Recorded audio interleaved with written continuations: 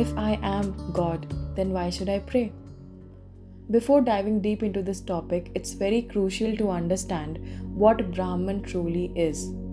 In the Vedantic tradition, Brahman is described as pure consciousness, pure awareness, and pure being. It is without any form or any attributes or qualities. It is the unchanging eternal essence that underlies all existence. It is not something that can be experienced or seen or heard or even conceived in the conventional sense. Brahman simply is, and it is the ultimate truth, the foundation of all that exists. Now ask yourself this question: how do I connect to someone or something that is beyond relativity? Something that cannot be seen or understood by our Jiva mind and our Jiva body? How do we relate to something that cannot be observed or experienced through our five senses or our mind or our emotions? How do we, as beings grounded in the relative world of perception and duality, connect with something as formless and ungraspable as Brahman? Let's try to understand this with an example. Imagine you are sitting in your room listening to music, let's say slow indie country music. Now, as you immerse yourself in the moment, listening to the different sounds and the rhythm of the song being played, you begin to feel a certain emotion within you. And this emotion is very subtle and might be hard to describe, but it colors your entire experience in that moment, doesn't it? Now, let's say someone suddenly switches the music to old classic hits. So now you would observe that instantly your emotional state changes and a new feeling takes hold of you. You start feeling different with the new sound, and this shift is immediate and noticeable. Now, this example highlights how profoundly music impacts our emotions. But why does this happen? It's because as human beings, we are sensitive to the energy around us. Our existence in this Maya or dynamic reality, whatever you may call it, it is inherently tied to our sensory perceptions because our body and mind act as receivers and interpreters of the world, responding energetically to everything in our environment. Because we, in this human form, are beings that process reality through our five senses: the sight, the sound, the taste, the smell, and touch. And through these inputs, we experience shifts in our emotional and mental states. Let's take another example. When you go to the movies and watch, let's say, a patriotic film, the filmmakers carefully craft the visuals and the sound effects and the storyline to evoke a specific emotional response from the audience. So, even if you were not feeling those emotions of patriotism earlier, the combination of these impactful images and the stirring music can create a feeling of patriotism within you during that movie or even after that movie. So, this shows how our emotions are deeply influenced by our external stimuli, isn't it? Now, same goes with how you express yourself in the outer environment. You express yourself in a multitude of ways. Your emotions, your thoughts, and your behaviors vary depending on the situation you're in. For instance, the way you express yourself with your family might differ from how you express yourself with your partner, or your spouse, or your colleagues or friends. This happens because your mind and body perceive each environment differently, and in response, you express yourself accordingly. Now, this brings us to another conclusion that everyone responds differently to the stimuli they encounter, and this variation is shaped by numerous factors like your astrological conditioning, which is the influence of planetary positions at birth. Then there is societal conditioning, that are the beliefs and norms you were taught growing up. Then there is genetics, the genes you inherited from your family. And then comes the upbringing, that is the environment that you were raised in. Together, these factors influence the composition of Vata, Pitta, and Kapha in your body. And these three doshas in Ayurvedic tradition govern your physical and mental constitution. This unique ratio of these elements forms your personality and dictates how you interact with the world. So, obviously, when you look at yourself and your surroundings, you cannot deny the fact that Maya indeed is powerful because it is influencing you, your body, your mind, your thoughts, your emotions in every single way. For example, some people are more expressive and communicative, while some prefer to convey their emotions through gestures and body language. Some people are naturally more analytical and logical, while others are more emotionally intelligent. These differences in how we process and respond to vibration, whether it is sound or visual stimuli or social interactions, are what make each individual unique.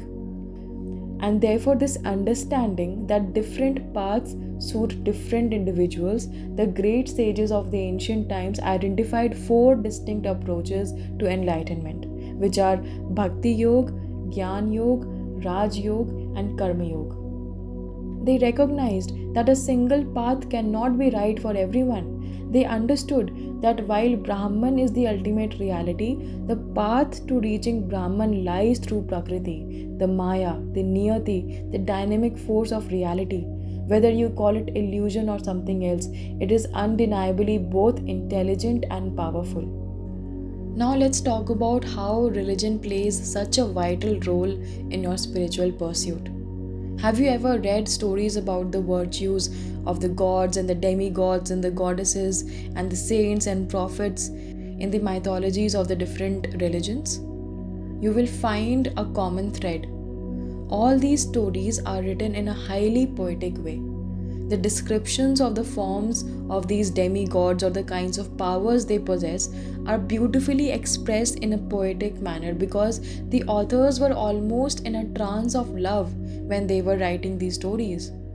You will find words with deep meanings and stories that may seem illogical, but when viewed through the eyes of a lover or a poet, you fall in love with the greatness of this higher power because you can channel the author's emotions through these stories, and for this, you require very high emotional intelligence.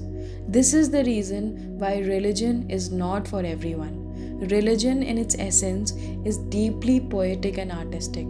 This profound connection between religion and poetry and art can be seen in various forms of religious expressions throughout history. Many religious texts are written in poetic form using metaphors and allegory and rhythms to convey spiritual truths. For example, if we talk about Vedas and the Upanishads in Hinduism, they are rich with hymns and philosophical poems that explore the nature of existence and the divine. Rumi, the 13th century Persian Sufi poet, wrote deeply moving verses about love and God and the human soul's yearning for union with the divine. Kabir, a mystic poet of India, blended elements of Hinduism and Islam in his poetry, emphasizing the importance of a personal connection with God. The Buddhist chantings and the Tibetan singing bowls are used in meditation to focus the mind and create a sacred sonic environment even today. The Psalms in the Bible are a collection of religious songs and poems that express a range of emotions from despair to exultation.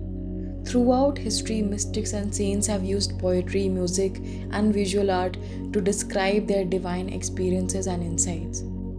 If we talk about Hindu iconography, especially in Dvaita philosophy, each deity is shown in a specific form. Why is that? Because each deity represents a particular type of energy. For example, Durga is depicted with a fierce look and many weapons in her hands. When you connect with her energy, you immediately feel powerful and confident. On the other hand, Shiva is often shown in a calm, meditative posture. So it's very important to understand that these representations are carefully designed with symbolism so that people can connect with and experience these different forms of energy themselves. The mythological stories are a representation of emotional intelligence, how deeply you can connect with the characters and become those characters, become that form of energy yourself. Because religion harnesses the power of metaphor, symbolism, and sensory experiences to convey the truths that are often beyond the grasp of ordinary language and thought. You see, religion loses its essence if you try to force logic and analytical thinking into it. It is art, something that touches your soul. This is why in so many religions we have devotional music and art forms that elevate the spiritual experience for a person. Therefore, the existence of so many religions in the world is a reflection of humanity's varied ways of experiencing and expressing the divine. Each religion, each path offers unique insights and practices that cater to the varied needs and experiences of people to deliver that same level of spiritual experience and inner bliss. So, this is the reason why religion holds so much significance even today. Because you are a manifestation of Brahman in this human form. You feel and express emotions. You interact and play with energy all the time in this space and time matrix. So, it's important to celebrate the gifts of this human form, to honor the beauty of feeling, loving, and living. And yet, in the midst of this celebration, a quiet truth whispers: this form, with all its joys and sorrows, is ultimately a temporary vessel, because beyond it lies the eternal truth, the formless essence, the boundless Brahman, from which we came and to which we shall return. So this is it for today's video. I hope you liked the insights that I've shared. If you did, do comment down below and we'll meet again in the next video.